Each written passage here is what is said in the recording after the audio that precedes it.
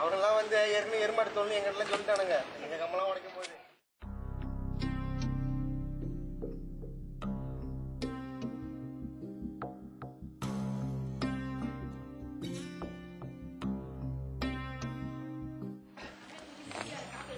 ada orang ambil gambar salam. Terima kasih Anda, Bang.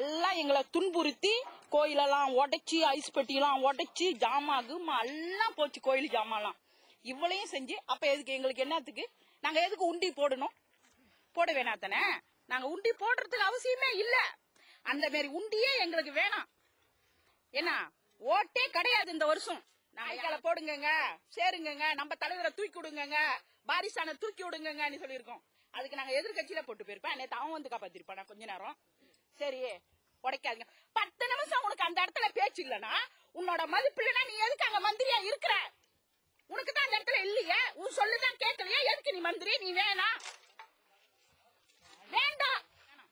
நேத்து கூட எல்லாம் பேட்டி எடுத்தாங்க ஆனா பேப்பர்ல வந்து பாதி வந்திருக்கு பாதி வரல பொய் சும்மா ஒரு ஷூட்டிங் நாங்களும் வந்து எடுக்கிறோம் ரெண்டாவது அந்த பொம்பளை நாங்க பார்த்த மண்டைய உடைச்சிருவேன்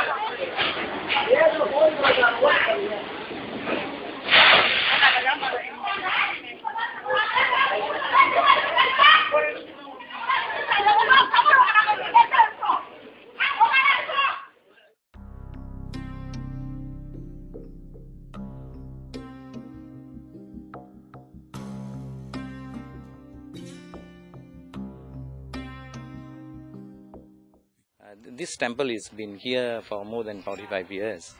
And then this temple is not only for prayers and all, and we have been doing a lot of social activity. And there is a kindergarten attached to this temple. We come to know that this place is going to be under development. And we had a talk with the developer, and he promised that, and in fact he showed a plan. There is a temple place is allocated for us, so he promised that it won't be demolished until we given the place and we move the temple there. So based on that, until on Monday evening, we were assured that this temple will not be demolished, and place has been assured, and we were very happy about that. And finally on Tuesday, yesterday, enforcement came and said that this temple has to be broken down. And all the people and the people around here were very surprised.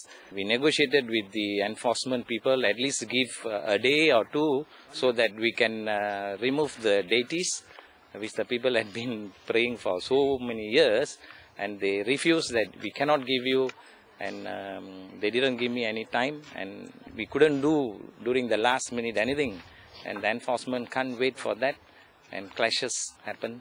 And we couldn't control the crowd because there were more than 1,000 people around here. People, devotees, they doesn't want to go. And there were hassle and some clashes happened. And women got beaten. And but 6 to 10 people got injured. And there was a misunderstanding, and everyone was disappointed against how the whole situation was handled. And we didn't say we can't remove from here because the developer has assured the place, and we consented to that. But the way handled the situation was very bad, and we were all very disappointed.